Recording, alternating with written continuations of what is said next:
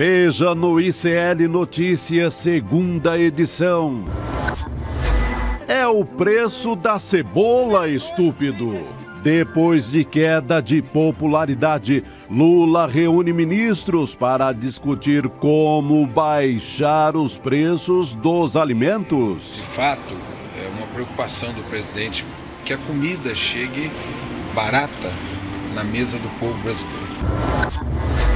Racismo, homofobia e até neonazismo. As barbaridades vazadas da troca de mensagens de procuradores da República no Telegram.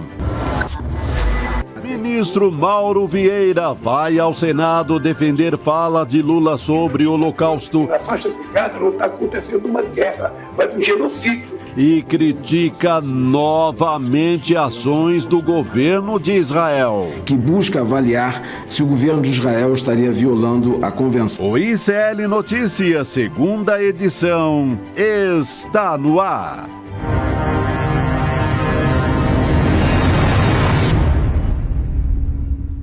Olá, boa noite, seja muito bem-vindo, seja muito bem-vinda. ICL Notícias, segunda edição, está no ar. Estamos ao vivo nos canais do Instituto Conhecimento Liberta e Eduardo Moreira no YouTube. Hoje, essa quinta-feira, 14 de março de 2024, também ao vivo. Boa noite para você que nos assiste no canal Com Brasil, que é uma rede de televisão pública e comunitária disponível em operadoras, todas as operadoras de satélite. Vou dar boa noite para o meu companheiro de bancada nessa quinta-feira. Gabi, boa noite.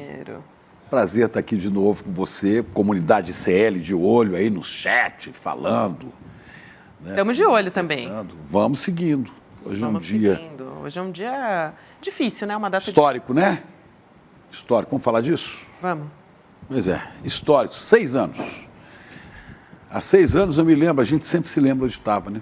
Eu estava já me recolhendo para dormir quando, olhando o celular, tive a notícia que havia sido assassinada uma vereadora no Rio de Janeiro e um motorista. A gente ainda não sabia o tamanho da tragédia.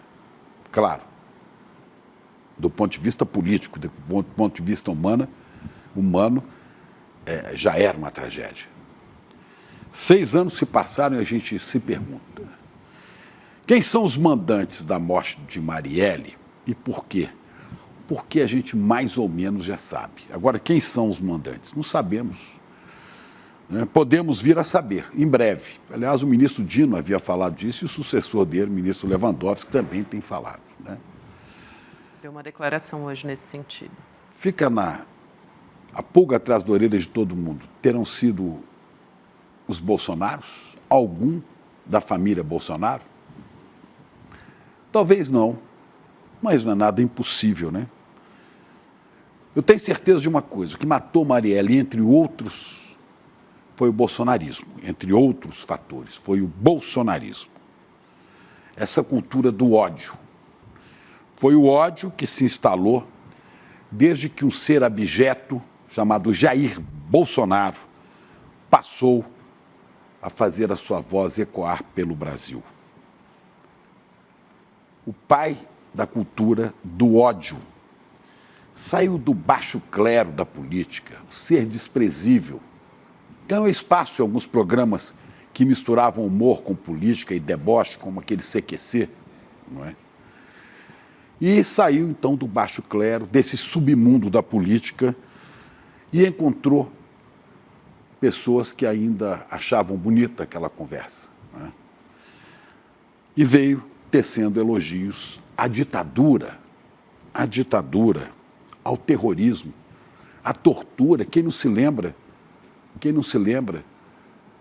dele votando pelo impeachment de Dilma Rousseff, dizendo: voto em nome de brilhante Ustra, o pavor de Dilma Rousseff.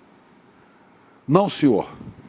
Senhor Jair, brilhante Ustra é o pavor de uma sociedade civilizada, uma sociedade humanista, uma sociedade que não quer saber do ódio. Mas é o seu livro de cabeceira, se é que o senhor conseguiu ler um livro inteiro em toda a sua vida. O senhor e os seus filhos, seus seguidores. O senhor mesmo anunciou, e aí está a gênese do assassinato de Marielle e de tantas outras pessoas, né? O senhor anunciou que gostaria de ter fuzilado 30 mil. Fuzilado a petralhada, 30 mil. Chegou a dizer que, se dependesse do senhor, o senhor teria fuzilado o ex-presidente Fernando Henrique Cardoso, um homem cordato. O senhor é o cavaleiro da tortura e da morte. Não podemos nos esquecer que o senhor foi agente presente, contribuindo para 700 mil brasileiros morrerem, negando a vacina, negando a ciência e anunciando a arma como solução para os nossos problemas. Cavaleiro, sim, da tortura e da morte, das trevas. Chefe atrasado da tigrada, ou melhor, da rataiada, que infestava os porões do Brasil durante a ditadura, enquanto o país cantava "Esse é o Brasil que vai para frente", e anunciava o milagre econômico, e matava seus desafetos, torturava nos porões, com a ajuda de Ustra, de Fleury, todas essas figuras abjetas, esses ratos da história do Brasil. O senhor defende aqueles que infestavam os porões, aqueles ratos. Por que Marielle foi assassinada? Porque ela denunciava isto que o senhor defende, denunciava a opressão. Mas não denunciava só com palavras, ela era a própria denúncia. Uma mulher negra de uma favela, de uma periferia da cidade dita maravilhosa, uma mulher que ousava ameaçar na cabeça de vocês os valores da família, porque assumia ser lésbica ou bissexual, mas assumia algo longe daquele Deus, pátria e família que vocês creem profanamente. Agora, vem um deputado que quer fazer o caminho de Bolsonaro e tem tido sucesso, viu? Teve quase 300 mil votos. Outro ser abjeto, chamado Éder Mauro, deputado federal do Pará. Esse cara, Gabi, foi essa figurinha aqui, ó. Esse cara foi delegado de polícia no Pará. Em 2020, ele ficou conhecido no Brasil inteiro, porque gastou 102 mil reais de verba parlamentar para alugar lanchas. Tudo muito sério, tudo dentro da lei. Foi acusado e depois, por falta de provas, conseguiu passar de crimes de extorsão e de tortura, quando este delegado das trevas era chefe da Polícia Civil do Pará. O império da lei há de chegar ao coração do Pará, canta Caetano Veloso. Mas não dessa lei, da lei da civilização. Ainda vai chegar. Foi lá que tombou Dorothy Stang, que a gente faz aqui também, homenagem nesse dia de Marielle. Dorothy Stang, uma religiosa que podia estar no conforto dos Estados Unidos e veio cuidar dos pobres, dos fracos do Brasil. E fuzilada por gente como você, deputado Éder Mauro. É gente da sua laia que assassina os pobres e aqueles que defendem os pobres. Marielle, Dorothy, por que morreram? Por que foram assassinadas? Porque denunciavam essa opressão. E a sociedade de Deus, pátria e família, hipocritamente anunciando isso, não tolerava que alguém com aquele perfil estivesse no mundo da política, onde vocês sempre mandaram. Mas a história não os perdoará. Não serão perdoados pela história. Vão passar a história como fica hoje a tigrada do porão ou a rataiada da ditadura. Ontem o senhor bradou, Marielle acabou, aos berros, falando uma série de asneiras, revelando o ódio que domina suas entranhas, e recebeu, em resposta, isso aqui, das pessoas que estavam no plenário. Vamos ouvir.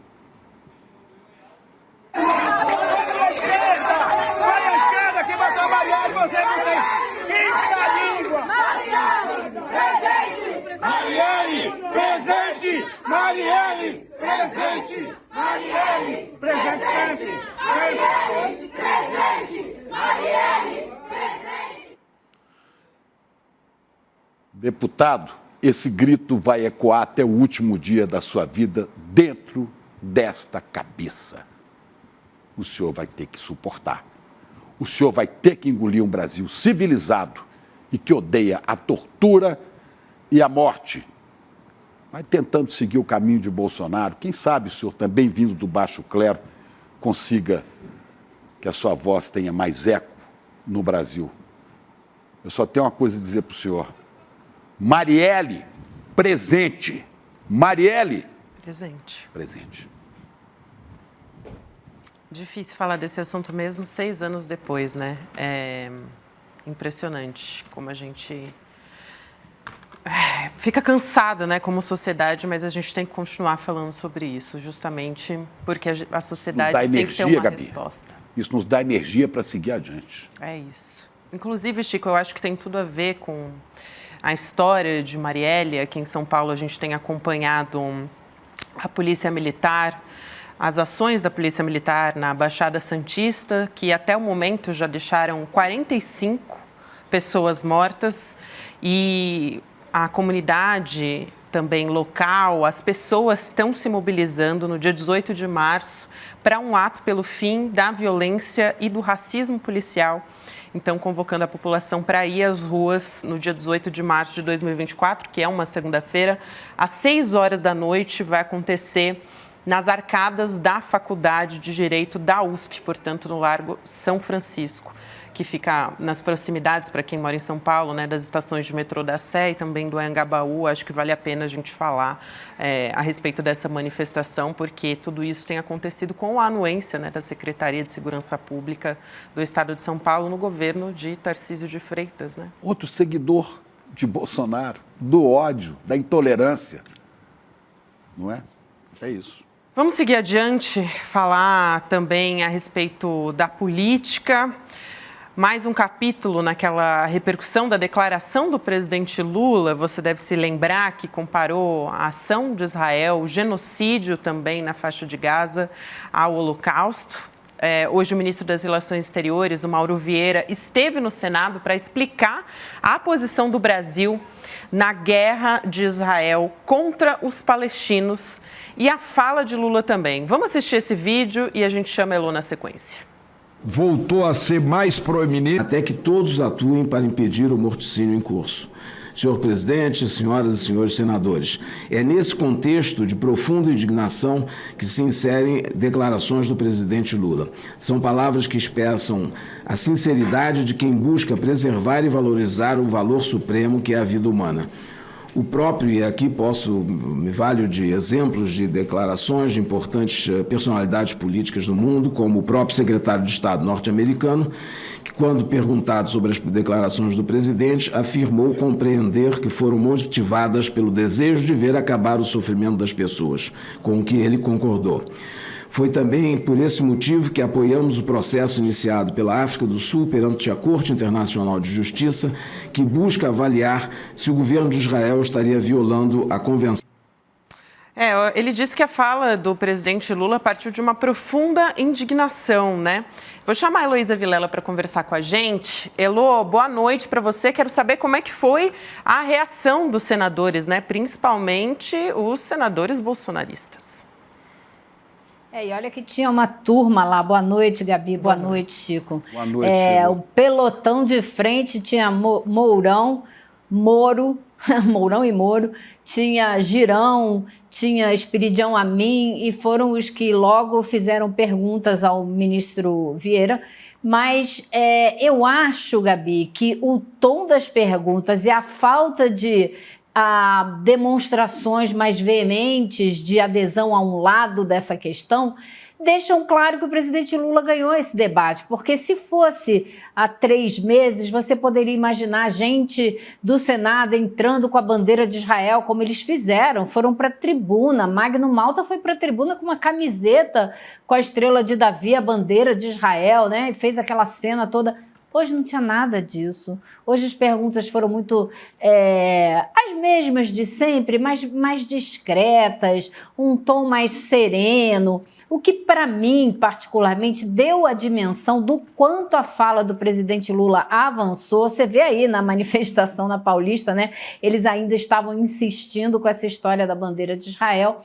Eles tomaram essa causa, né, como uma causa bolsonarista, mas isso não estava presente no Senado hoje, mas nem de longe. E a gente está vendo no cenário internacional que está avançando cada vez mais justamente a ideia e as palavras do presidente Lula. O mundo está se voltando cada vez mais para essa posição de que o que está acontecendo ali não pode continuar, que é pelo menos, no mínimo, uma tremenda crise humanitária. E o ministro Mauro Vieira disse hoje no Senado, é uma crise humanitária que a gente não tem condição de ficar olhando. E é isso mesmo, não pode ficar olhando, tem que tomar atitude, tem que se opor a isso, tem que tentar reunir as outras nações para que forcem o fim desse genocídio. Até o governo dos Estados Unidos já mudou um bocado de posição nessa questão. Então, avança muito lentamente, mas avança. Agora, como ressaltou o ministro hoje, já foram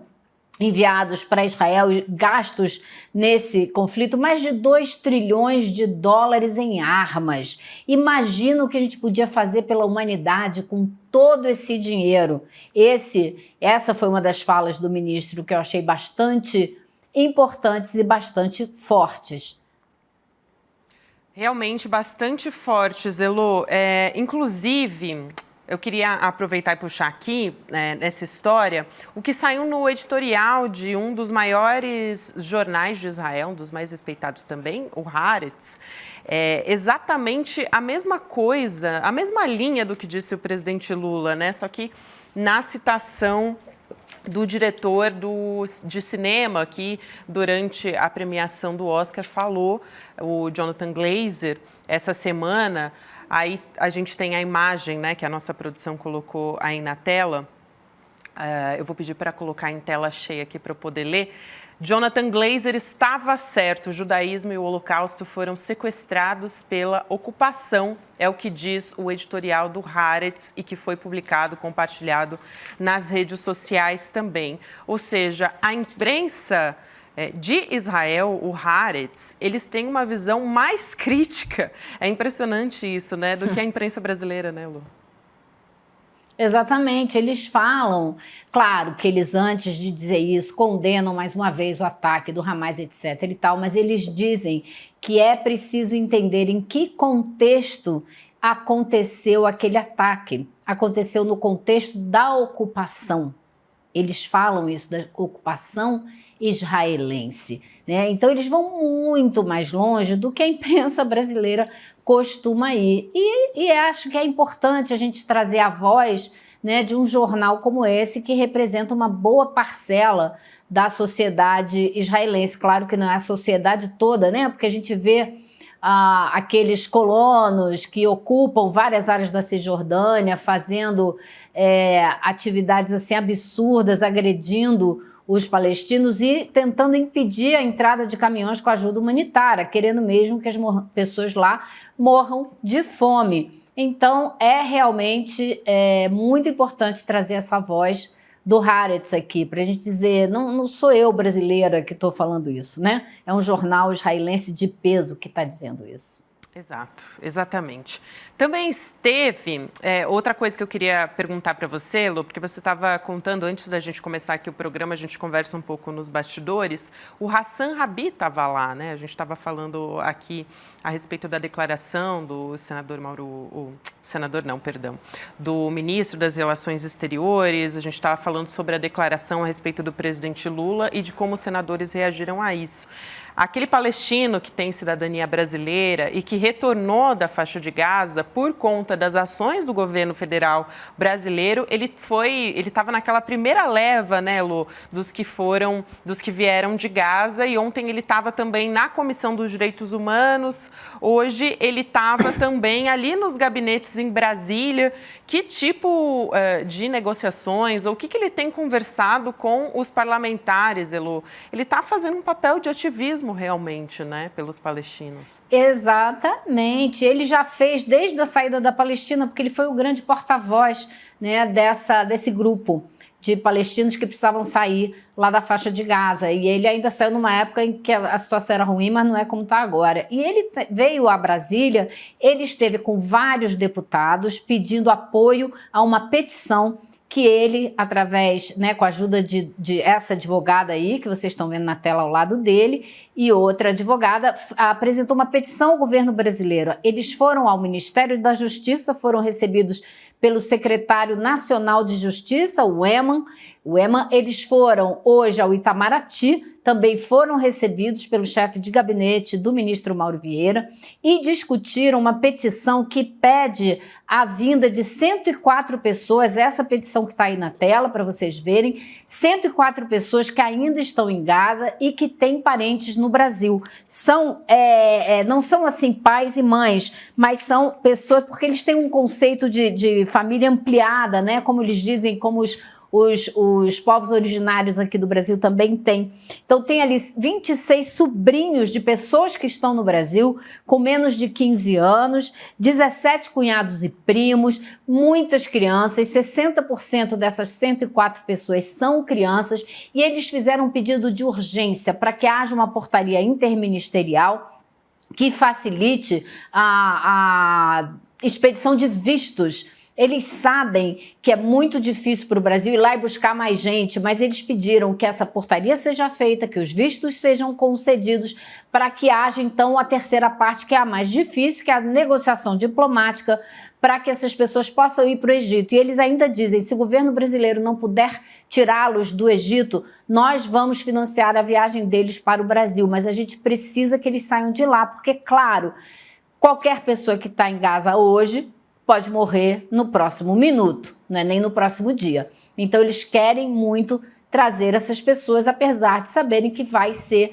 uma negociação complicada. Agora, algumas pessoas do Itamaraty com as quais eu conversei disseram, olha, uma vez que for provado que eles têm esse parentesco, que está dentro da lei, então a gente pode sim começar uma negociação. Por quê? O presidente Lula foi considerado persona não grata, aquela cena ridícula do representante da diplomacia israelense, mas as relações não foram cortadas. A embaixada brasileira continua funcionando, apesar do embaixador estar no Brasil a pedido do presidente Lula. Porém, existe possibilidade de conversar, não existe só esse embaixador, né? Então, os canais diplomáticos continuam funcionando, eles acreditam que é possível sim negociar. Agora, eles ficaram muito chocados e surpresos nessa reunião que houve hoje, quando os advogados apresentaram matérias falando de como uma empresa uma empresa egípcia hoje controla o negócio do translado de refugiados palestinos. Existe uma empresa egípcia que cobra $10 mil por adulto e $5 mil por criança para permitir que essas pessoas entrem na lista que Israel aprova para a saída de Gaza. Ou seja, eu não sei nem como descrever o absurdo do absurdo, a exploração em cima do desastre humanitário que é Gaza hoje. Estava na tela, né, Lu? Só para quem não conseguiu ler, eu vou pedir até para colocarem de novo aqui isso. Só aqueles que têm dinheiro conseguem sair, né? E que são pagos para escapar por meio do Egito, né? Era isso que você estava citando aqui, a gente colocou também o documento na tela. Elô, daqui a pouco, eu quero só avisar aqui para a nossa audiência, né? Daqui a pouco a gente vai conversar com o professor Fábio Sá sobre um escândalo no Telegram envolvendo o Deltan Dallagnol, inclusive. Mensagens vazadas demonstrando racismo, homofobia, misoginismo, até neonazismo também entre procuradores do Ministério Público Federal.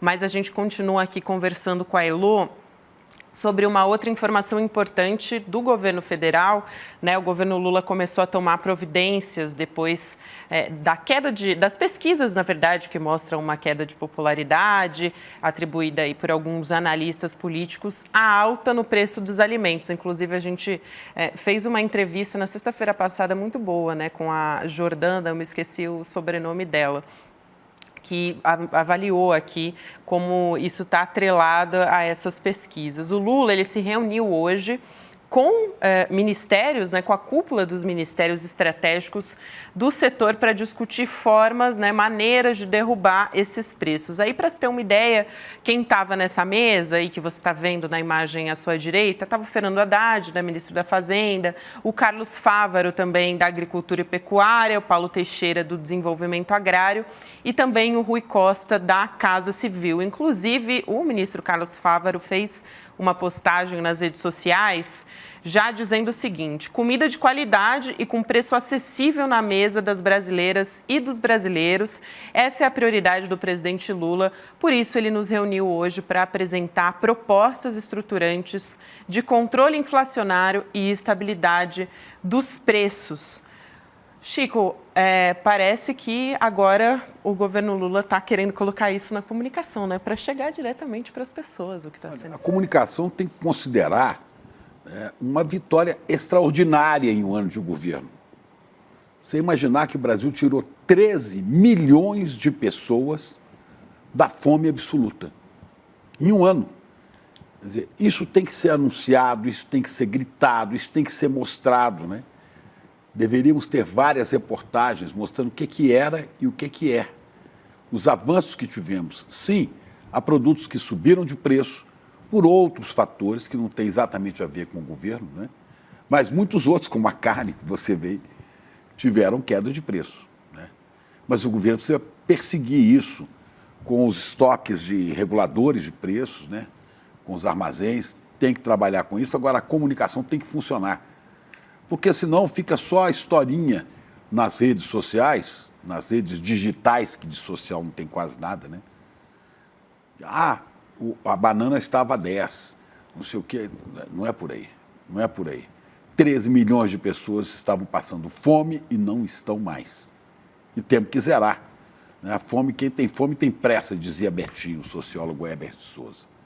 Só que, para não deixar de citar, desculpa, Elô, eu vou passar para você, mas a gente conversou, a Elô, inclusive, estava nessa entrevista com a Jordana Pereira Dias, né, pesquisadora da Fundação Perseu Abramo, também de sociologia, na área de sociologia e ciências políticas também. Ela fez essa avaliação com a gente a respeito das pesquisas que inclui essa questão do preço dos alimentos. Elô, vai lá.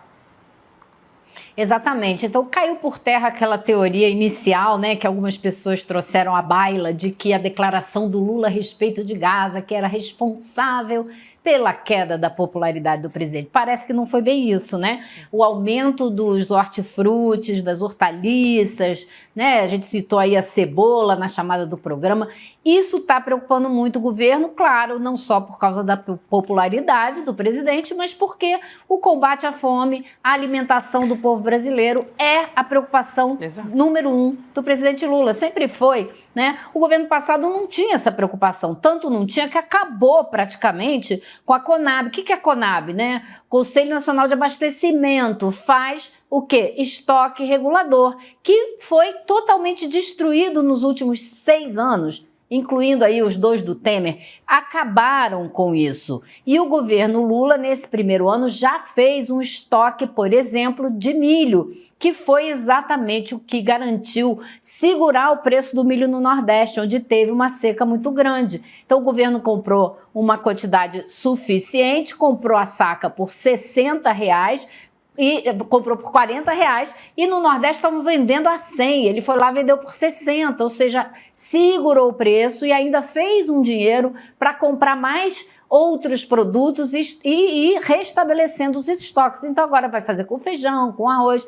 E o presidente, então, da Conab, o João Preto, também participou dessa reunião, explicou as estratégias do governo para essa área. É isso aí, gente, tem que ter estoque regulador, porque, por exemplo, o arroz, a maior parte do arroz consumido no Brasil é produzido no sul, que foi vítima de um monte de enchente. Então, só foram colhidos 10% da safra brasileira de arroz. Na medida que essa colheita está entrando, o preço do arroz deve cair. Ao produtor, as coisas já estão melhorando, mas ainda não chegou lá no supermercado. Então, essa foi toda a conversa hoje. O que está acontecendo? Como vão ser os próximos dias? Espera-se que esses preços comecem a recuar nos supermercados nos próximos 30 dias. Isso acontecendo, aí depois, mais um mês, a gente vai ver se tem diferença na popularidade do Lula. Elô, você mostrou aí há pouco o Edgar,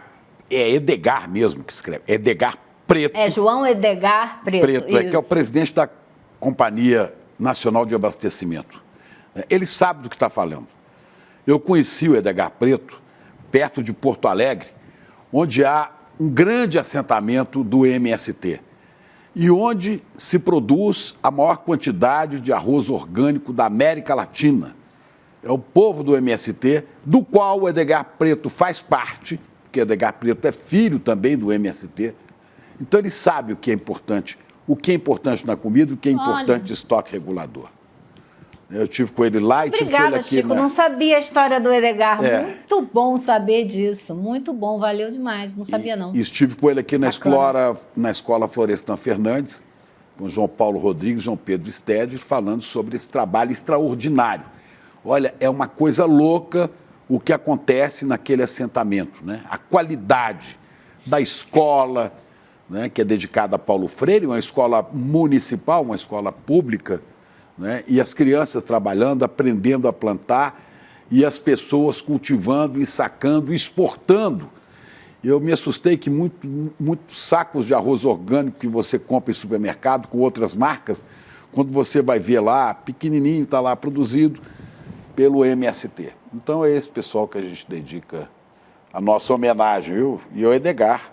O Chico, ele estava falando que 85% do arroz que a gente come no Brasil vem lá do Rio Grande do Sul. Então, você imagina com essas enchentes todas que a gente acompanhou, o problema que isso não foi. E, além disso, ele estava falando também que, por exemplo, o descaso com a produção dos produtos essenciais brasileiros nos últimos governos foi tão grande que muitos pequenos produtores deixaram de produzir trigo e foram produzir cevada no Paraná para exportação. Então, se você não cuida da produção dos alimentos essenciais para o Brasil, você corre esse risco. E é o que o governo voltou a fazer, porque agora, claro, a gente tem um governo que se preocupa com esse tipo de coisa. E só para completar, o Edgar Preto, o pai dele, Adão Preto, foi fundador do MST. Né? O Adão. Ele tem um irmão também chamado Adão, que foi candidato. Eles foram candidatos agora na eleição passada. Então, em memória de Adão Preto, o pai, fundador, olha, estou vendo aqui, agricultor e político brasileiro, conhecido por ser um dos fundadores do Movimento de Trabalhadores Rurais Sem Terra, pai do deputado estadual pelo Rio Grande do Sul, Edgar Preto. Está aí. Excelente. Tem pedigree, viu? Tem de onde trazer as coisas. É como você diz, sabe do que está falando, né, Chico? Sabe do que está falando. Porque conhece a luta pela terra, conhece a luta pela plantação, conhece o que é agricultura familiar e conhece também a fome, porque viu tudo isso de perto. Exatamente. Eu quero trazer um último assunto aqui também, Chico, a respeito da Braskem. Daí a gente vai antes de acabar, eu queria mostrar aqui para Elô comentar, só no finalzinho, uma foto que a gente selecionou aqui. Vamos nessa, então. Agora a gente vai falar de um assunto bastante grave envolvendo a Agência Nacional de Mineração. A CPI da Braskem quebrou o sigilo bancário do diretor-geral da agência, que é o Mauro Henrique Moreira Souza. O Mauro ele foi nomeado pelo governo de Jair Bolsonaro, lá em 2022, em meio a um afrouxamento das políticas de combate ao garimpo. A CPI da Braskem, especificamente, está apurando as responsabilidades pelo afundamento dos bairros inteiros de Maceió. A gente já vem falando a respeito disso há muito tempo. A Heloísa Vilela fez reportagem em loco denunciando a situação. E a Agência Nacional de Mineração ela foi responsável pelas multas contra a Braskem, que somaram R$40 mil. E que, gente, é muito pouco, tá? A gente vai falar sobre isso. Elo, o que significa essa movimentação da CPI contra a agência especificamente? Olha, Gabi, a gente não sabe ainda muito bem em que direção essa CPI vai caminhar, mas nas últimas 2 sessões ela tem feito muitas críticas às agências reguladoras que dão o direito da lavra, que tem que verificar se a empresa está trabalhando corretamente, etc. A quebra de sigilo bancário do ex-diretor da Agência Nacional de Mineração sugere que existem desconfianças a respeito dessas multas irrisórias que a agência impôs à empresa. Por que tão pouco? Se o Instituto Nacional de Mineração lá de Maceió tinha cobrado milhões e eles colocaram uma multa de 40 mil. Então existe uma suspeita de que alguém pode ter ganhado algum dinheiro para não pagar mais, não cobrar mais da empresa. E aí eu me pergunto se eles vão voltar no tempo também, né? Se existem outras irregularidades no passado que também serão levantadas. Porém, já é um bom começo. E outra coisa que a CPI já disse que vai fazer é uma acareação entre o presidente da Braskem e o ex-geólogo, que era da antiga agência de geologia, como é que ela chama? Uma agência, a agência que trabalhava antigamente, mudou de nome, né? Depois de um tempo. Mas esse geólogo que dirigiu as investigações e que estabeleceu, na época daquele terremoto em Maceió, que foi realmente por causa da lavra de salgema e não foi nada geológico, não foi uma falha geológica, esse geólogo já foi depor o Tales, e ele fez uma série de acusações à empresa e agora eles vão ouvir primeiro o presidente da Braskem e querem fazer depois uma cariação, chamar os dois juntos para checar quem está falando a verdade, quem não está. Mas primeiro eles vão chamar o presidente da Braskem. Então ainda tem muita coisa quente aí para acontecer nessa CPI. Agora eles quebraram o sigilo bancário de mais 3 pessoas nessa mesma sessão. Um ex-diretor mais antigo da Agência Nacional de Mineração e um ex-diretor da Agência de Pesquisa Mineral também. Então tem mais gente aí que vai ter que mostrar o saldo bancário, a movimentação bancária dos últimos anos.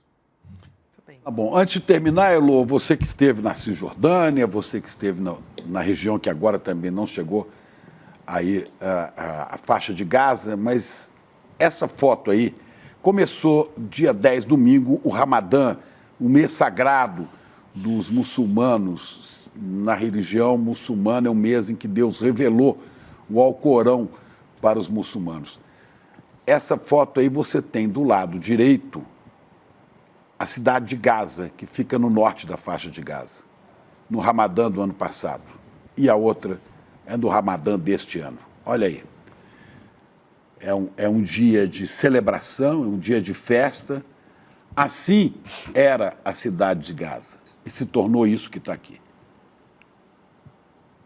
Eu acho que os nazistas não fariam melhor do que isso. Não é, Elo? Quem é que pode discutir se isso é um genocídio, uma das maiores crises humanitárias que a gente já viu na nossa era, depois de olhar para isso? E olha, Chico, vou te falar, essa foto mostra a ausência de pessoas, né? E a destruição arquitetônica, digamos assim, a destruição física da cidade de Gaza. Mas as fotos que a gente tem visto, e foi isso que o ministro Mauro Vieira disse hoje em resposta à pergunta tola do Sérgio Moro, ele disse, você deve ter visto as fotos que estão circulando por aí. Você não pode não ver a situação humanitária que está acontecendo ali. Você viu as fotos.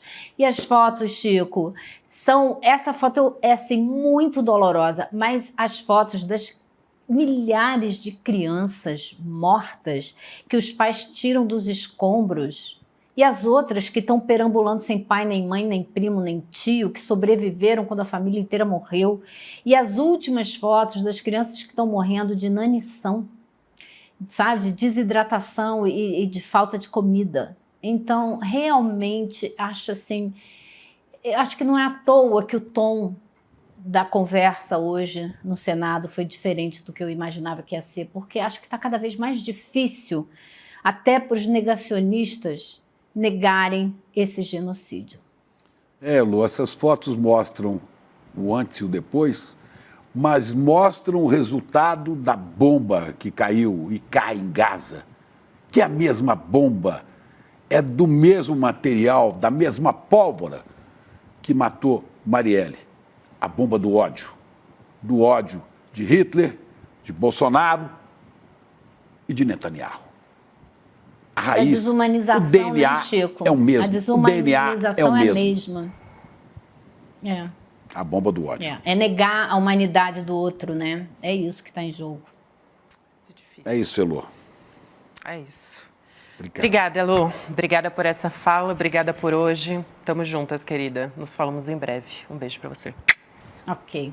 Até, pessoal. Até. A gente continua por aqui conversando. Já a gente vai falar com o Chico Sá sobre as ações da extrema-direita, incluindo a abertura de uma conta no OnlyFans pelo blogueiro Alan dos Santos, né? E também vamos falar das conversas, a gente já falou a respeito disso, né? Descobertas no grupo do Telegram do ex-procurador da Lava Jato, Deltan Dallagnol. Inclusive tem um trechinho aqui, eu vou trazer para vocês terem uma ideia do que a gente vai abordar com o professor. Olha só, dos diálogos de procuradores do Telegram. Vou pedir para colocarem aqui na tela um trecho do diálogo da revista Piauí, que é essa reportagem que a gente vai conversar aqui. A gente tem, pessoal? Aqui, não era esse trecho, era a respeito da Lívia Tinoco, falando sobre a Carmen Lúcia, a ministra Carmen Lúcia. Houve um diálogo, exatamente, é esse. Obrigada, gente. Lívia Tinoco diz o seguinte: Carmen Lúcia é franciscana, mulher simples, de muita renúncia, não tem filho para sustentar. Janice Ascari, uma outra procuradora, responde: nem gasta com cabeleireiro. Lívia Tinoco, nem com dentista.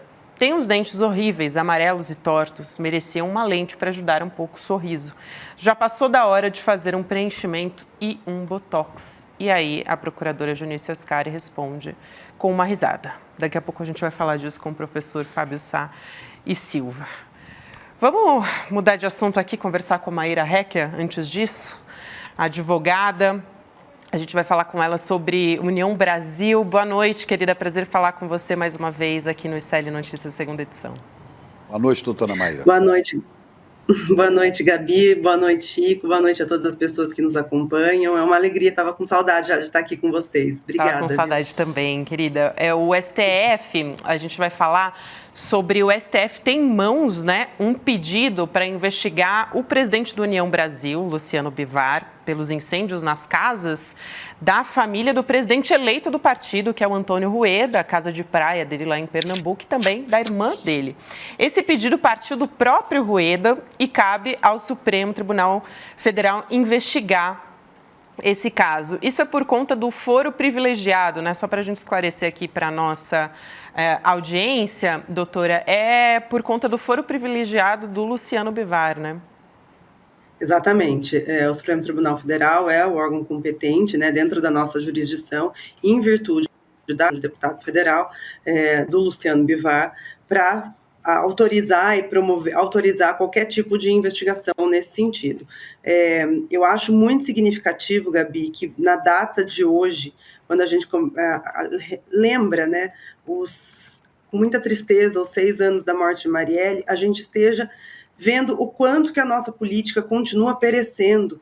Uma disputa, aparentemente, né, uma disputa, porque as investigações estão começando, uma disputa entre 2 blocos pela presidência do União Brasil, um partido que é muito recente, a composição do União Brasil, se eu não me engano, data de 2021, se eu não estou enganada, com essas acusações de incêndio na casa do concorrente, né? Então, são coisas gravíssimas que a gente tem visto acontecer aqui no nosso país.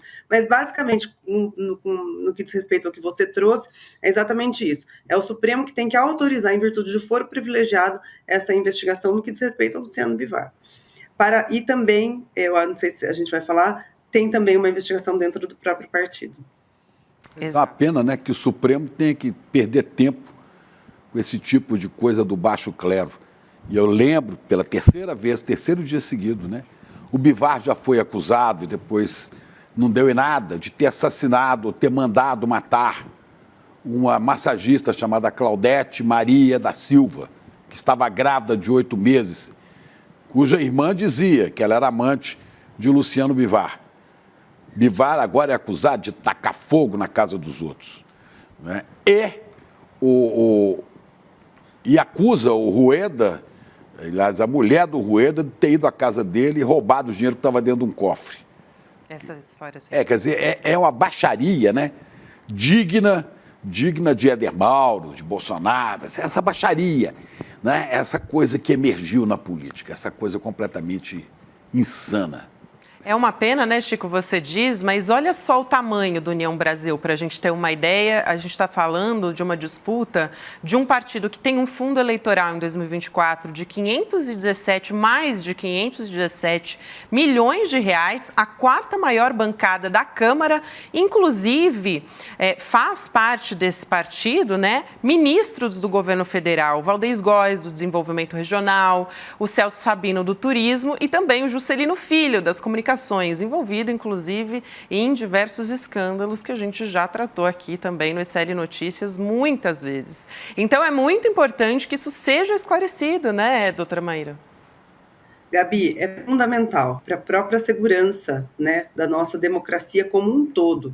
Porque, veja, para além da abertura desse inquérito para investigar, né, esse incêndio criminoso que se deu ali na casa do Antônio Rueda e também da sua irmã, que é tesoureira, né, foi eleita tesoureira do partido, a gente tem aí um pedido de investigação, de denúncia, na realidade, feito dentro do União Brasil para se apurar a responsabilidade de Luciano Bivar. Ele está, se eu não me engano, com prazo para defesa de 72 horas, que pode culminar com a sua expulsão até do partido. E isso vai ter reflexo, ainda que não tenha reflexo no que diz respeito ao seu mandato, porque em caso de expulsão do partido político, o detentor de mandato eletivo ele não perde a cadeira, ele pode inclusive ficar sem partido, mas pode acarretar também a perda de eventual cargo que tenha sido indicado pela União Brasil.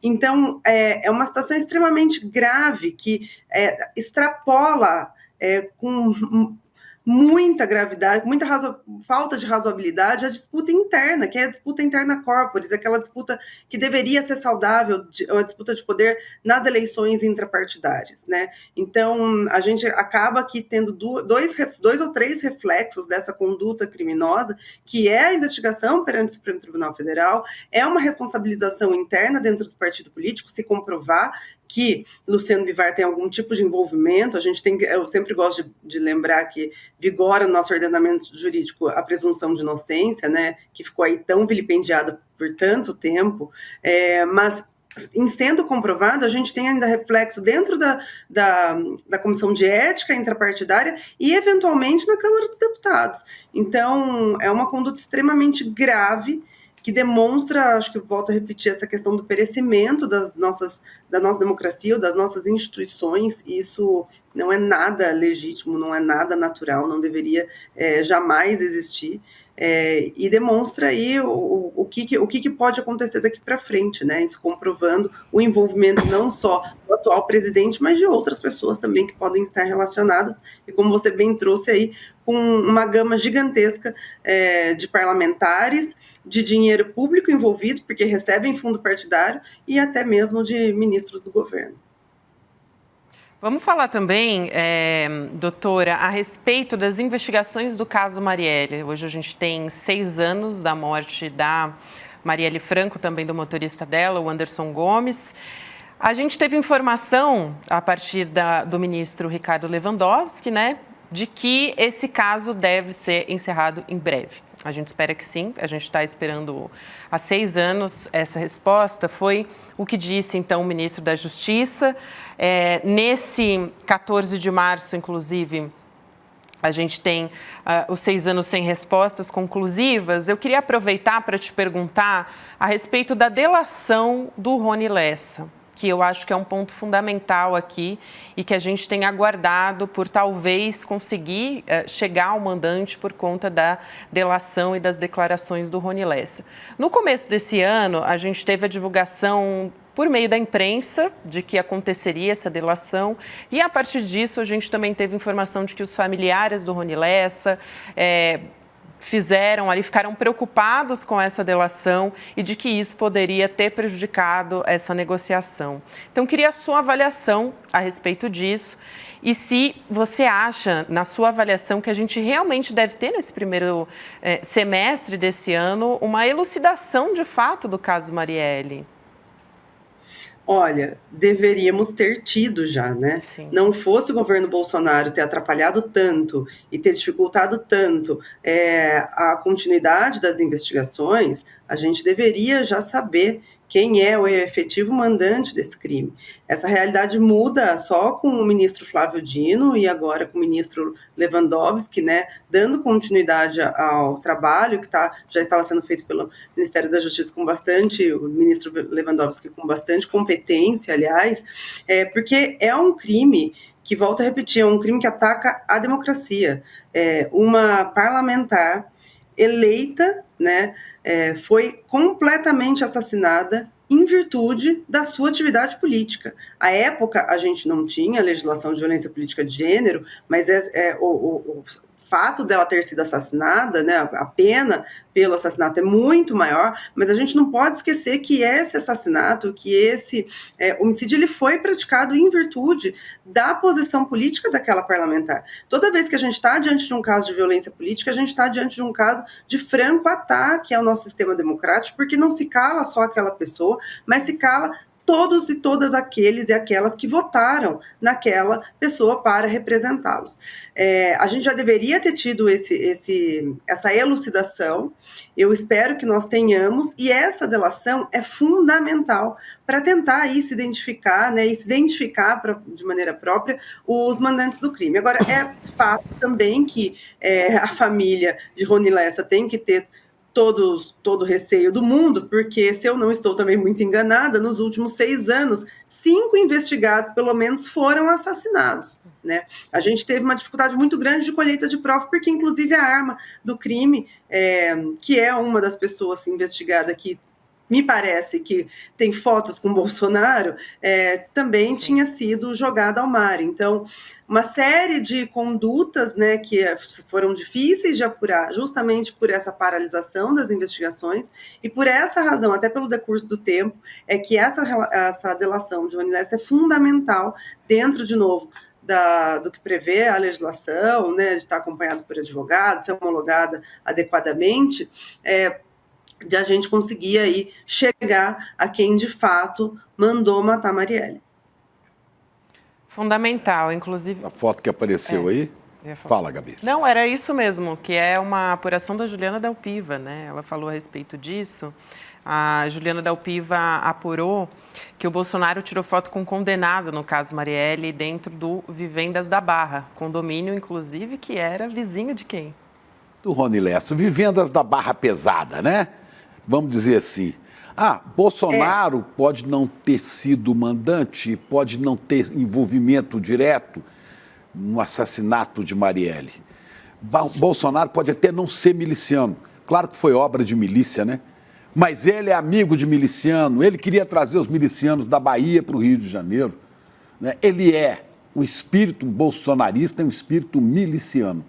Agora, veja, doutora Maíra, esse tipo de gente, como vou voltar pela última vez, eu prometo falar o nome do deputado, esse delegadinho, Éder Mauro, lá do Pará, né?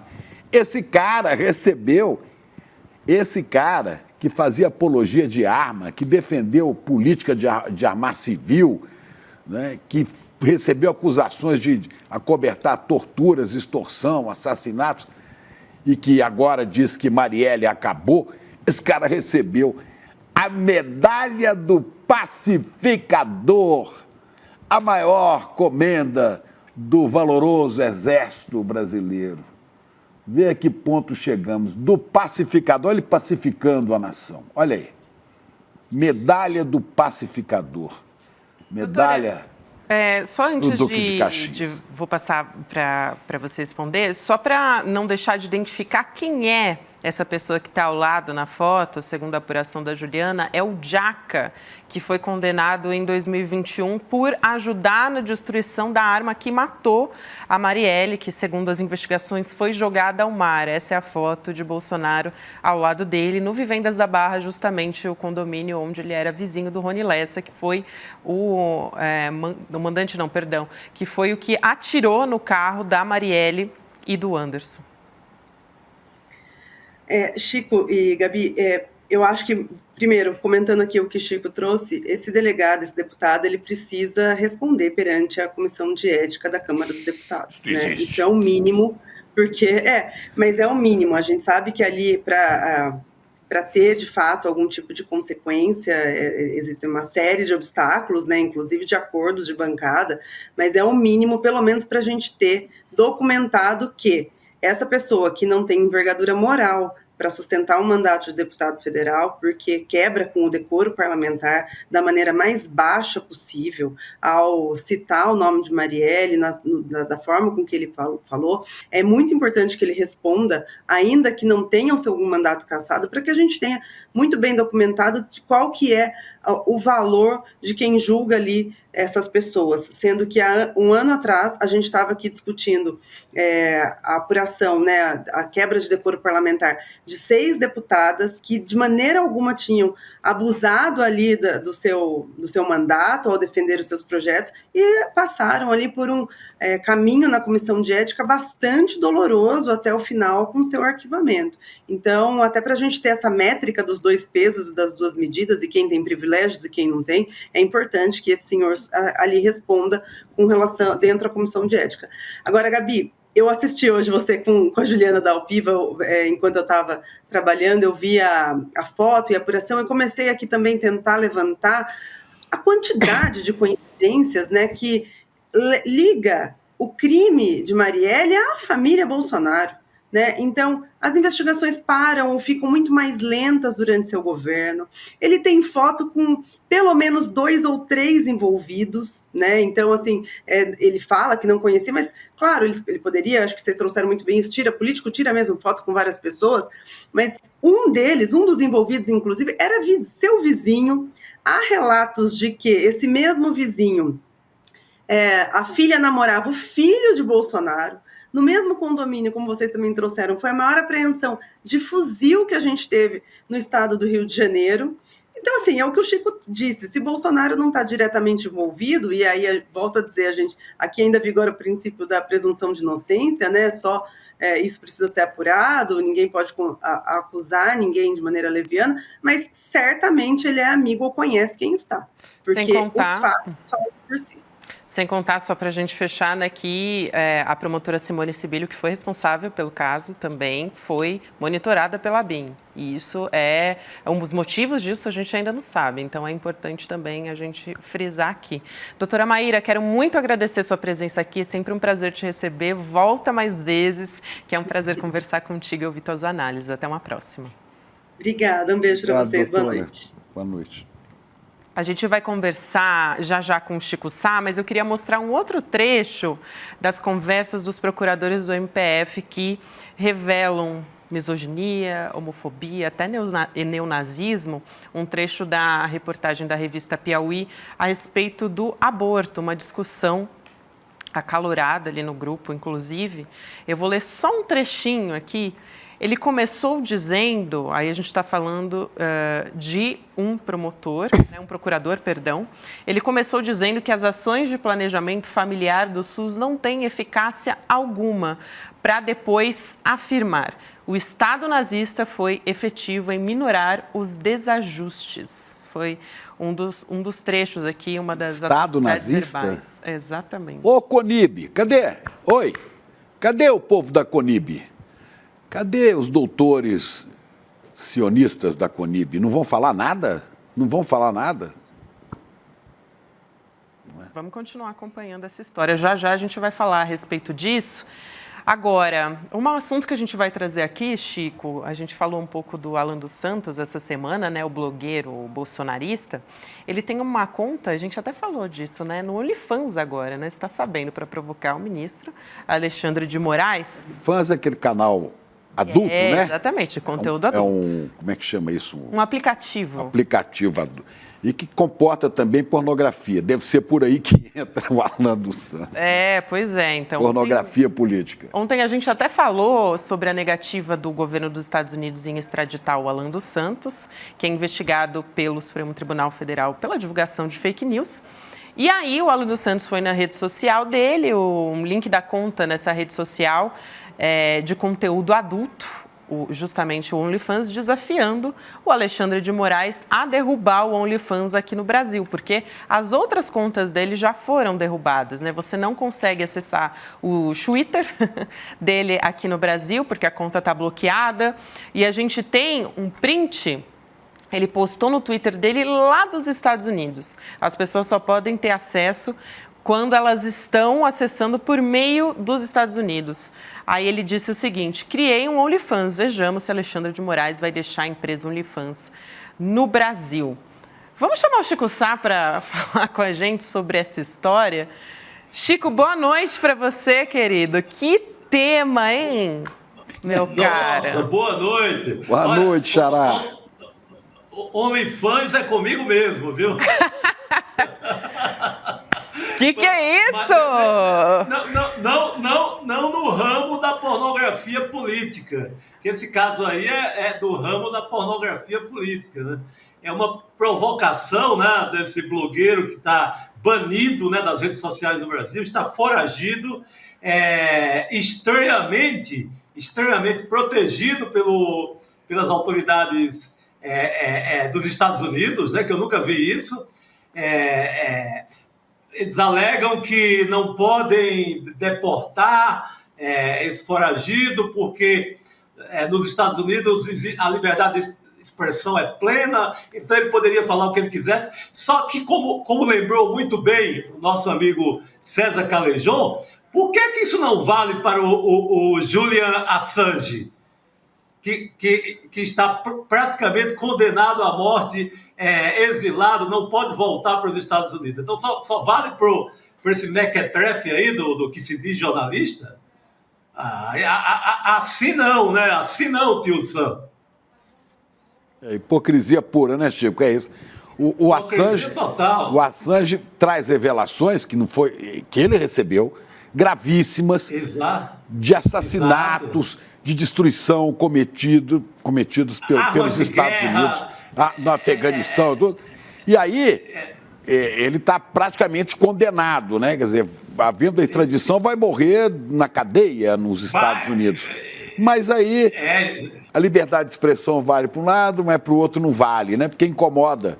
Né? É a mesma hipocrisia do governo americano, que agora quer mandar alimento para Gaza, mas não para de mandar bomba, porque ele que dá bomba para... Só hipocrisia pura. Não, e esse sujeito, ele está provocando de uma maneira, vamos retomar o termo, pornográfica, né? O Alexandre de Moraes. Sorte, viu, que parece que até o povo que o segue não está dando muita moral, viu?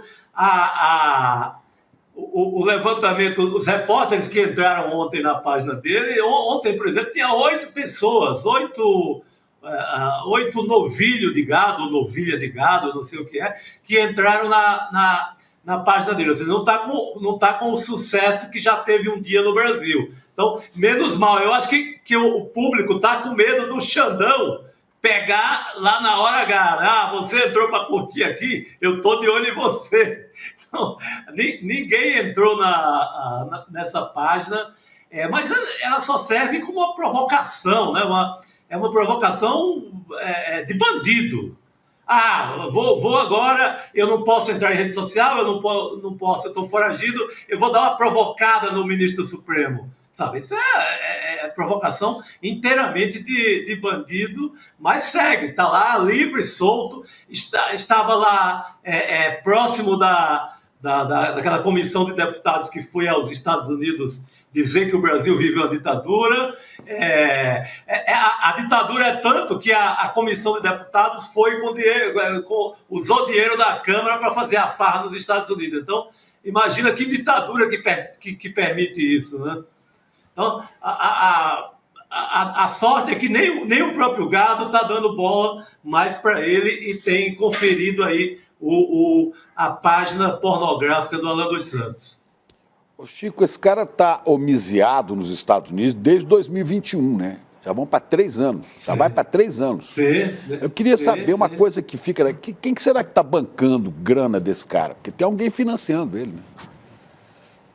Olha, Chico, os bastidores dessa história, o que falam que já que é uma proteção da gangue do Donald Trump, né? Que segurou a onda de políticos de extrema-direita dos Estados Unidos, estariam segurando e dando guarida a essa fuga, né? Porque não dá para chamar de outra coisa. Foi embora, fica provocando as autoridades brasileiras, fica falando mal do país, criticando, dizendo que o Brasil é uma ditadura.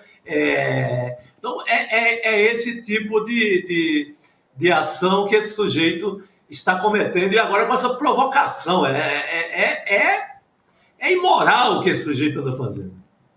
Realmente, Chico. Eu quero trazer um outro assunto também envolvendo família Bolsonaro, de novo. O filho 01 de Jair Bolsonaro vai ter que pagar R$15 mil de indenização para uma jornalista e fotógrafa também. Vou pedir para o Gabriel Vento colocar o post aqui na tela. Aqui tem uma foto de 2 crianças, né? Dizendo o seguinte: no dia em que seu filho se tornar um militante contra a fé, porque foi doutrinado na escola ou na universidade, tendo sua mente sequestrada pelo marxismo cultural, você entenderá que a luta não era por um presidente, mas por um Brasil livre. Emocionante. Nossa, impressionante isso. E aí a justiça... É impressionante, né, Chico? Muito cara de pau, muito cara de pau. Aí a Justiça do Rio condenou o Flávio Bolsonaro pelo uso indevido da foto com essas 2 crianças, né? Porque ele desvirtuou uma foto que foi feita pela Ana Carolina Fernandes, sem autorização dela. A foto é dela, mas o que está escrito embaixo foi, claro, né? Como você percebeu, foi um texto do Flávio Bolsonaro, da equipe do Flávio Bolsonaro.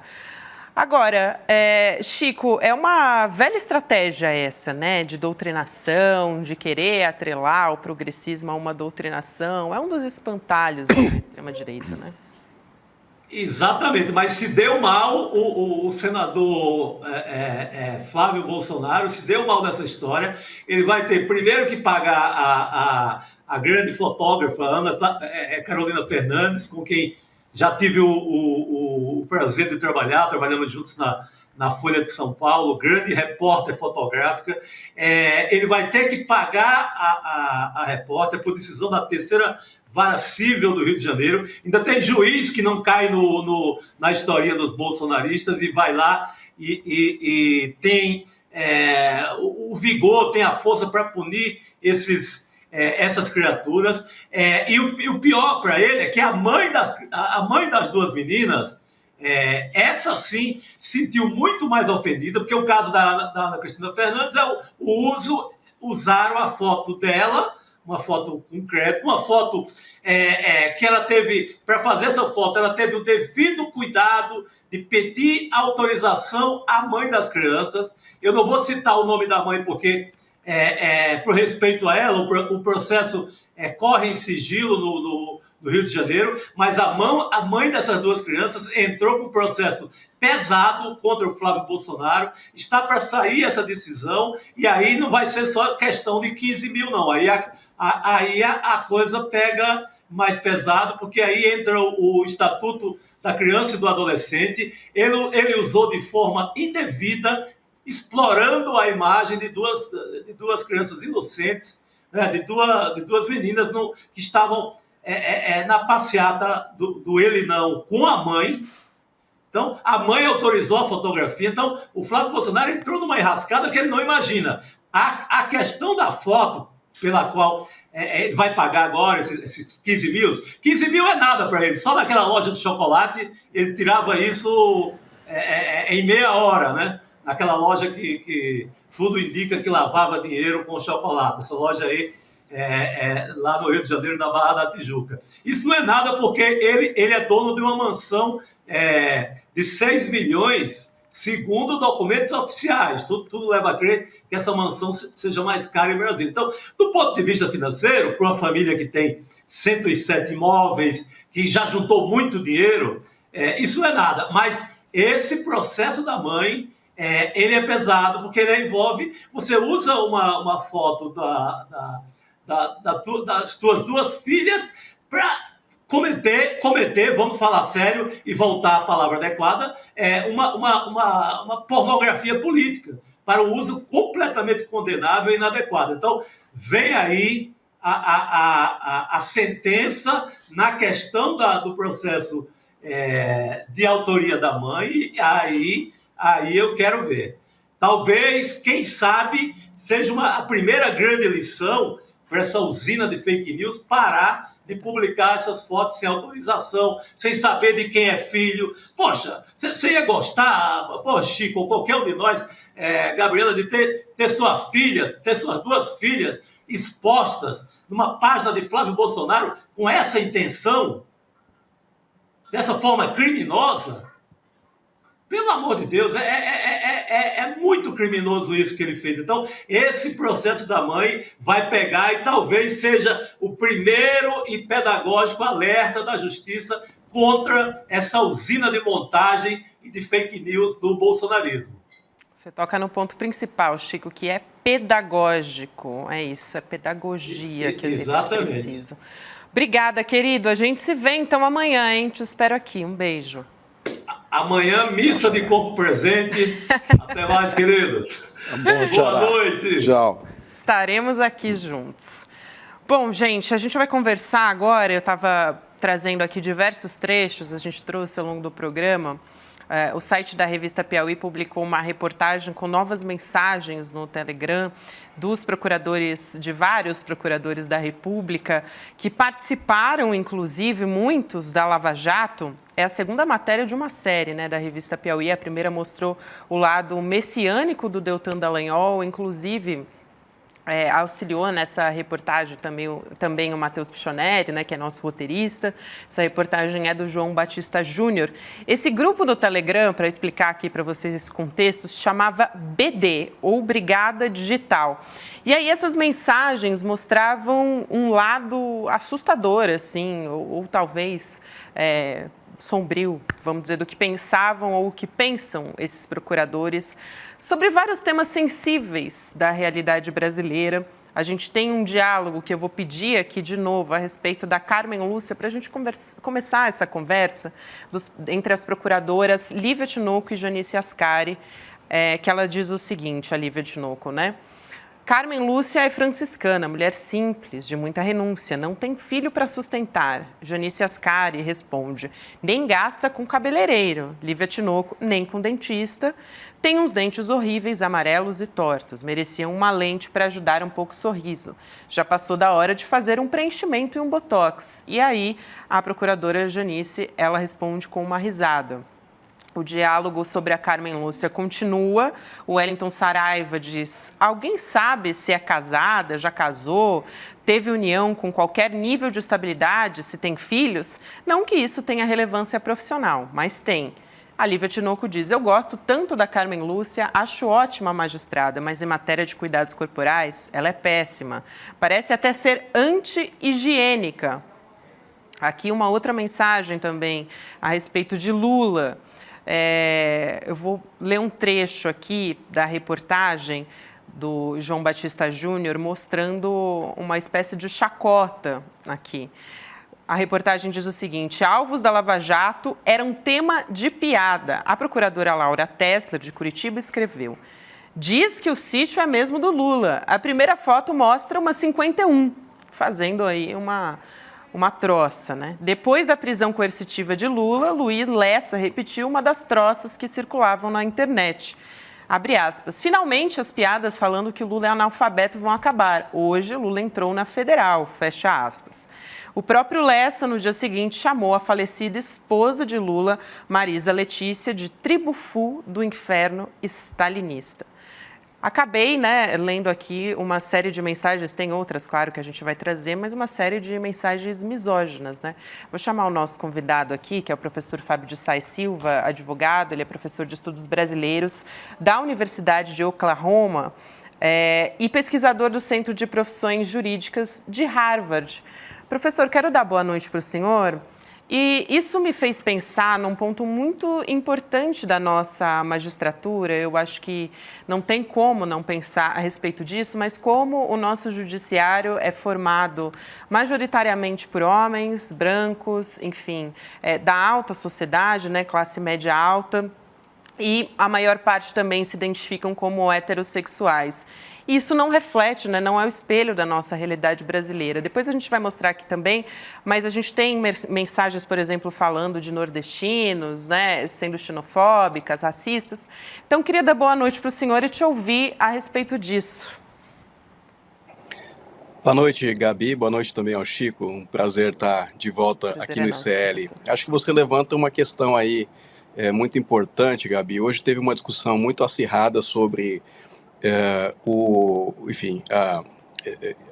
cabimento ou não da Piauí ter divulgado essas conversas, porque se diz que eram conversas privadas ou pelo menos conversas informais, entre procuradores, mas do ponto de vista de quem estuda as profissões jurídicas, isso na verdade é um dado muito rico, porque é um dado que nos permite compreender um pouco justamente como é formada essa carreira e que tipo de valores as pessoas que habitam uma carreira tão importante como essa compartilham, ou pelo menos se sentem à vontade para expressar. Isso a gente não consegue capturar. Se mandar convites para entrevistar procuradores, para fazer uma pesquisa a respeito desses valores, eu dificilmente vou conseguir essas entrevistas, e se conseguir, não vou conseguir respostas tão genuínas como essas que aparecem aí nessas mensagens. Então, acho que fica aí um ponto de reflexão importante justamente nesse sentido que você coloca.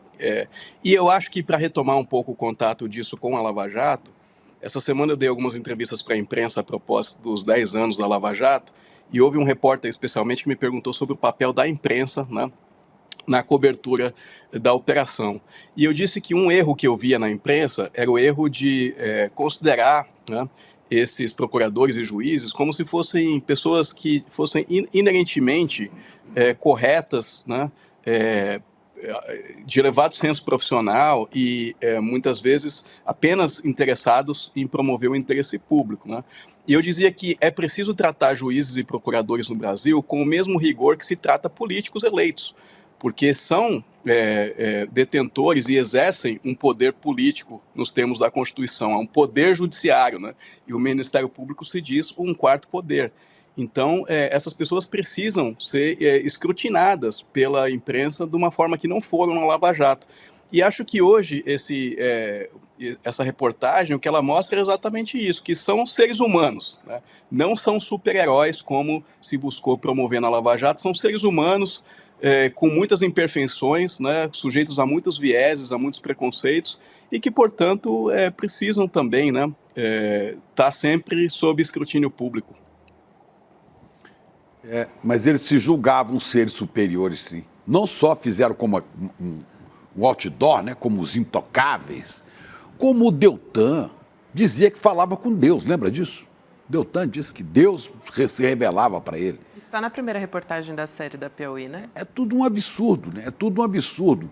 E tem este preconceito que eles têm tremendo. Eles são os eleitos, os escolhidos. O resto, o Lula tem uma procuradora, que a Gabi leu agora, chama uma 51 lá. A 51 por quê? O Lula bebe cachaça. Nós não.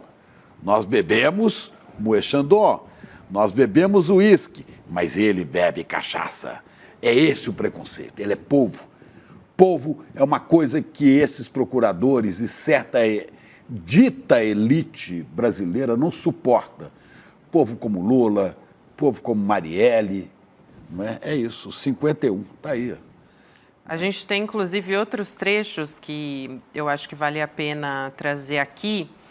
Tem uma que diz respeito à homossexualidade, né? O procurador João Carlos de Carvalho Rocha, do Rio Grande do Sul, estou lendo mais um trecho da reportagem, tá, gente? O procurador João Carlos de Carvalho Rocha, do Rio Grande do Sul, escreveu em março de 2015, abre aspas, esse negócio de ser gay, lésbica, botafoguense ou transgênero é dureza, rola muita incompreensão, então respeita os caras, fecha aspas, em alusão aos empates em jogos com os times do Barra Mansa e Vasco da Gama, dias antes pelo Campeonato Carioca. Sem que nenhum integrante do grupo Terra de Brutos desse prosseguimento ao assunto, Hélio Telho, procurador de Goiás, quis expor sua visão sobre diversidade sexual. Abre aspas, 50% irônico, 50% homofóbico, 100% matematicamente certo. A perpetuação da espécie depende do heterossexualismo, fecha aspas. E acho que, mais uma vez, recai, não tem como, em quem está nessas posições de poder dentro do judiciário. Né? Eles têm essa predileção por assuntos do sexo, né? É um negócio que eles não suportam. Eles têm pavor, são todos tarados.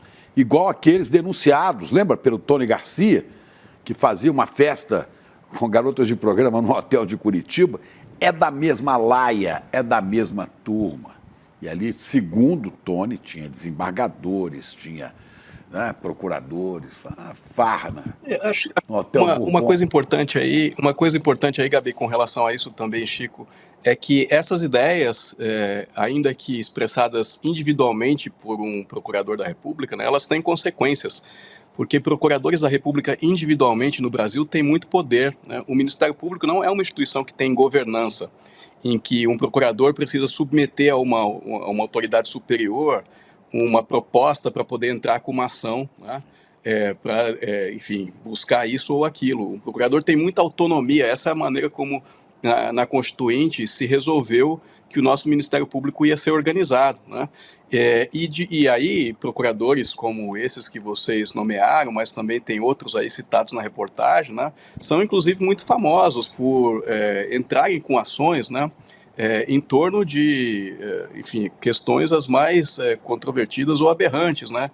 Como homeschooling, como no caso da Covid, houve procuradores que entraram com ação para obrigar prefeituras a fornecer ivermectina ou hidroxicloroquina, né?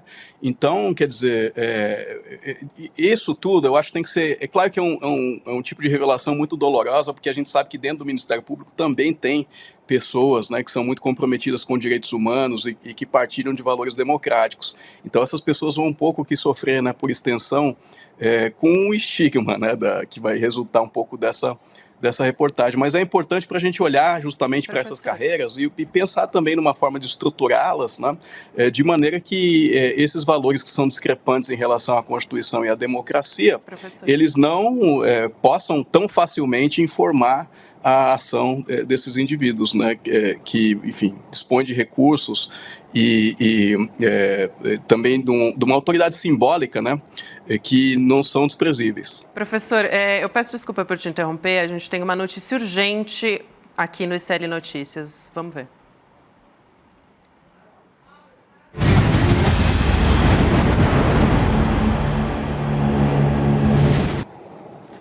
Gente, as investigações do assassinato da vereadora Marielle Franco e do motorista dela, o Anderson Gomes, que foram mortos há 6 anos, hoje a gente completa essa data, chegaram ao Supremo Tribunal Federal. Esse caso foi enviado ao STF pelo Superior Tribunal de Justiça, depois de ser identificado o suposto envolvimento de uma pessoa com foro privilegiado no Supremo. Essa apuração é da TV Globo e foi confirmada pela nossa repórter, a Carla Gamba, da coluna da Juliana Dalpiva. Vou aproveitar aqui a presença do professor, que é advogado, para falar a respeito disso, professor, sobre a importância da gente ter esse avanço e no momento também que a gente está acompanhando uma delação que deve ser feita do Rony Lessa, que foi o autor dos disparos contra a Marielle, e agora a gente tem essa notícia de que é alguém, um envolvimento de alguém com foro privilegiado, né? Inclusive, só para relembrar aqui, vale a pena dizer que o Intercept Brasil, uma apuração deles, noticiou no início desse ano de que Domingos Brazão era o nome dessa pessoa com o foro privilegiado.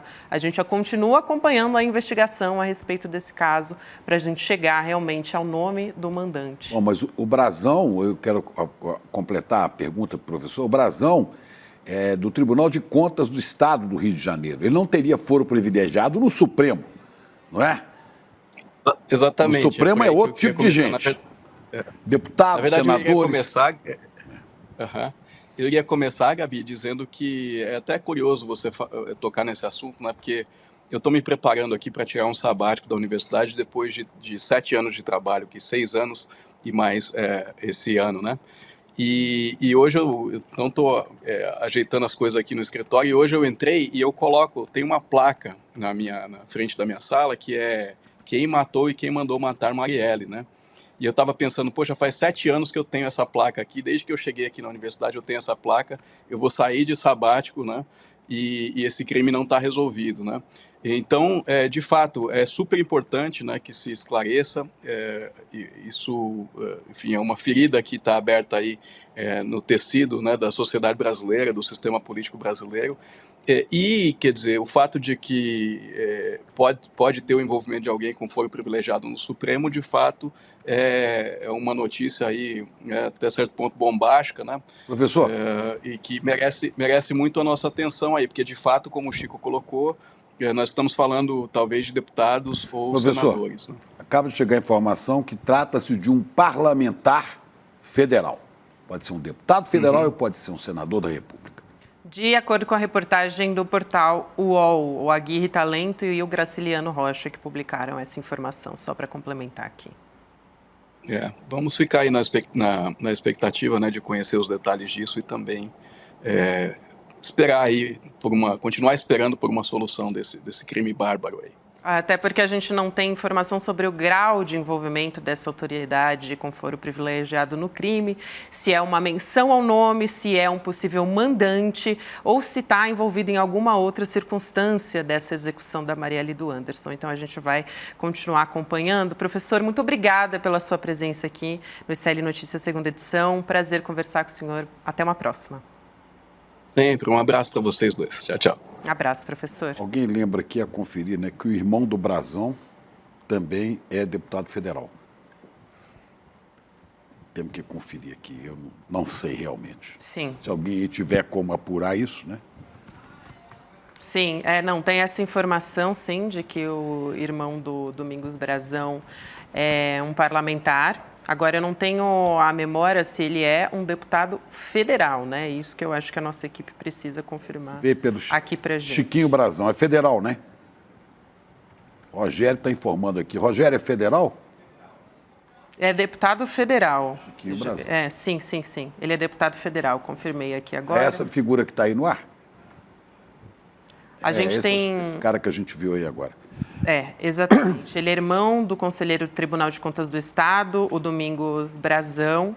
E o Chiquinho Brazão, ele deixou o cargo de secretário especial de Ação Comunitária da Prefeitura do Rio recentemente. Ele já foi deputado federal no passado, pelo que eu estou vendo aqui. Ele ficou no cargo, ele foi eleito em 2018, permaneceu até 2022 pelo União Brasil, também foi vereador do município do Rio de Janeiro.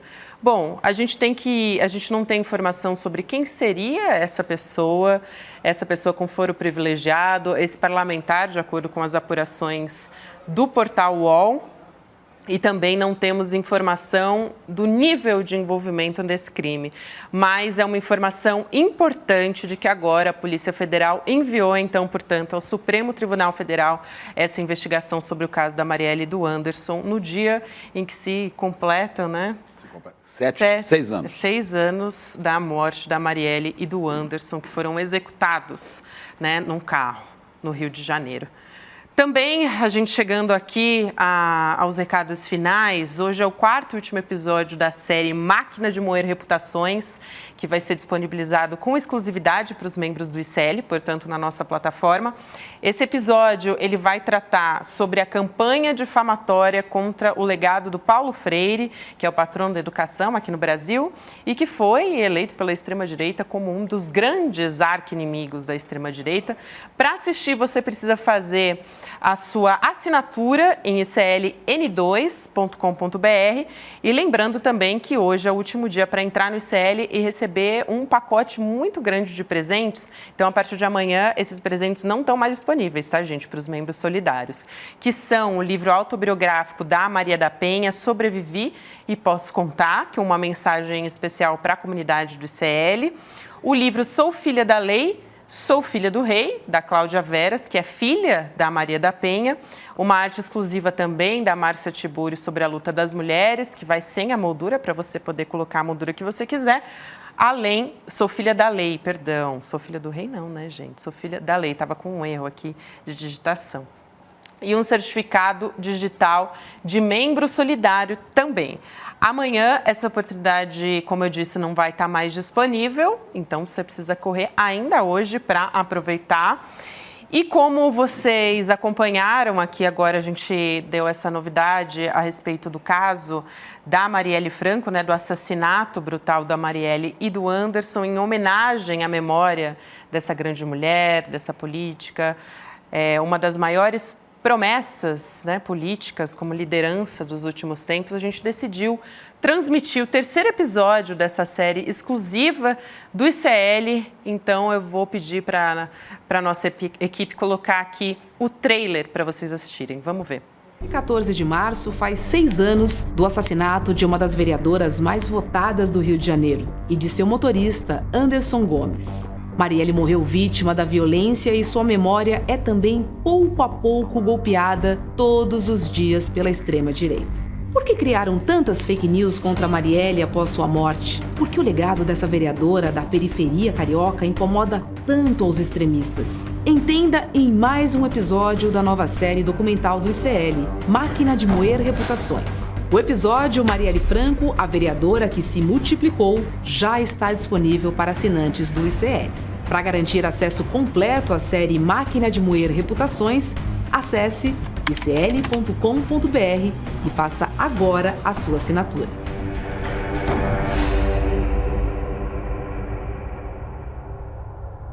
É isso, gente. A gente não... Aqui no ICL, a gente tem esse comprometimento com o legado da Marielle Franco, que tem sido distorcido com mentiras e fake news da extrema-direita. Depois do ICL Notícias segunda edição, então você continua aqui com a gente para assistir esse episódio e reforçando que para assistir a série na íntegra, os episódios da Maria da Penha, do Paulo Freire, você tem que se inscrever em icln2.com.br. Isso. Está acabado? Está acabado. Então, terminamos com uma declaração. Eu e você. Marielle Franco e Anderson Gomes vivem presentes. É isso. Vamos nessa, pessoal. Boa noite. Hallo zusammen, meu nome é Júlia Barreiro, eu sou professora de idiomas aqui do CL, sou formada em letras pela USP e tenho mais de 20 anos de experiência dando aula de inglês, alemão e também de português para estrangeiros. Nesse curso de A2 vocês vão avançar no ensino de alemão de vocês, aprender outras estruturas gramaticais, evoluir muito em termos de vocabulário e habilidade de leitura, de escrita e habilidade oral também. O curso de alemão aqui do CL está dentro do pilar profissional. Aqui a gente oferece cursos no pilar espiritual, onde vocês podem fazer, por exemplo, aulas de meditação, de yoga. No pilar cultural, onde vocês podem aprender sobre história, música, cultura. E o pilar profissional, onde vocês podem, entre outras coisas, aprender alemão, outras muitas línguas que a gente oferece aqui. Então se junte a nós nessa comunidade que só está crescendo.